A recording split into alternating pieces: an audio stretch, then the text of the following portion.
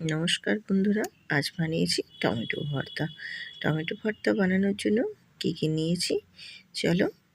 প্রথমে আমি নিয়েছি এখানে টমেটোগুলো আমি ভালো করে ধুয়ে আমি কেটে নিয়েছি। আর নিয়েছি এখানে কাঁচা লঙ্কা, পেঁয়াজ কুচি আর ধনেপাতা কুচি। কাঁচা লঙ্কাটা তোমরা ঝালের পরিমাণটা যেরকম রাখবে সেরকম, বেশি চাইলে বেশি লঙ্কার পরিমাণটা বাড়িয়ে দিতে পারো। আমি এখানে একটা ফ্রাই প্যানের মধ্যে গ্যাসের মধ্যে বসিয়ে 2 টেবিল চামচ মতো তেল দিয়েছি। তেলটা গরম করে নিয়ে ওর মধ্যে পেঁয়াজগুলো ভাজতে দিয়ে দেবো। পেঁয়াজ কুচিগুলো, যদি এখানে টমেটোর পরিমাণ বেশি থাকে তাহলে পেঁয়াজ কুচির পরিমাণটাও একটু বাড়িয়ে দিতে হবে। আমি এখানে 2 বড় সাইজের পেঁয়াজ দিয়েছি আর 4টে কাঁচা লঙ্কা দিয়েছি। তোমাদের পরিমাণের যদি বেশি থাকে তাহলে পেঁয়াজের পরিমাণটাও বাড়িয়ে দিতে পারো আর ঝালের পরিমাণটাও বাড়িয়ে দিতে পারো। আমি এখানে বেশি পরিমাণ ঝাল করব না, তাই 4টা দিয়েছি। তোমরা চাইলে আর একটু বেশিও দিতে পারো।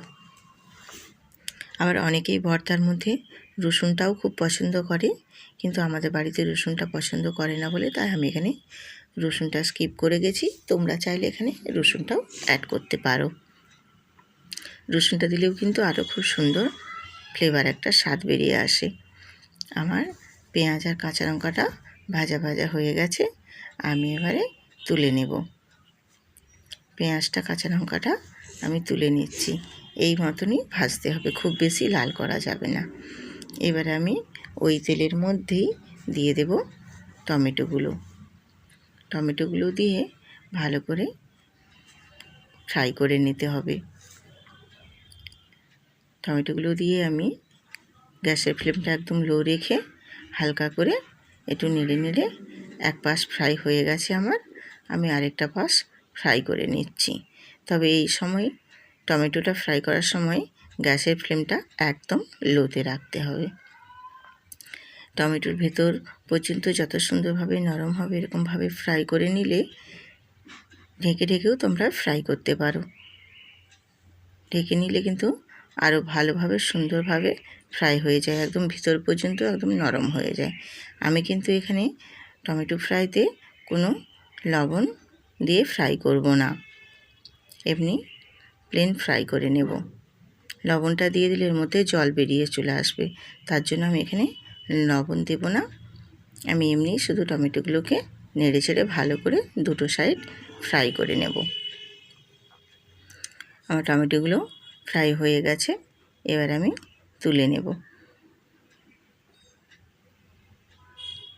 টমেটোগুলো আমি তুলে নিচ্ছি।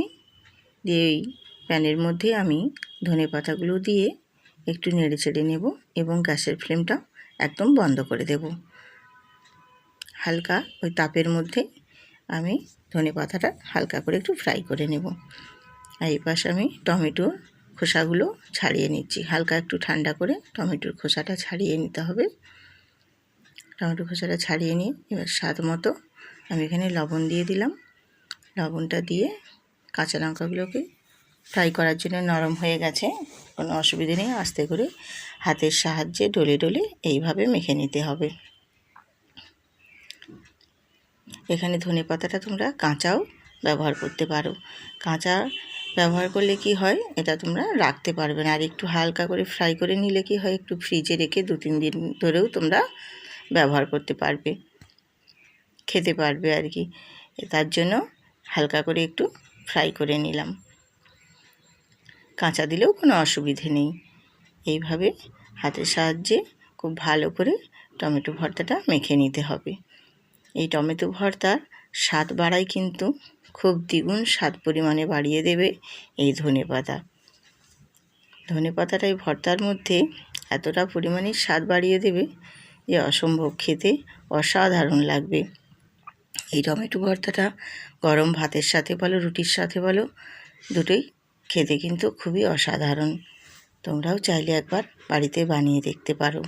আমার বাড়িতে প্রায় সময়ই হয়, তাই ভাবলাম আজ এটা বন্ধুদের সাথে সবার সাথে শেয়ার করি।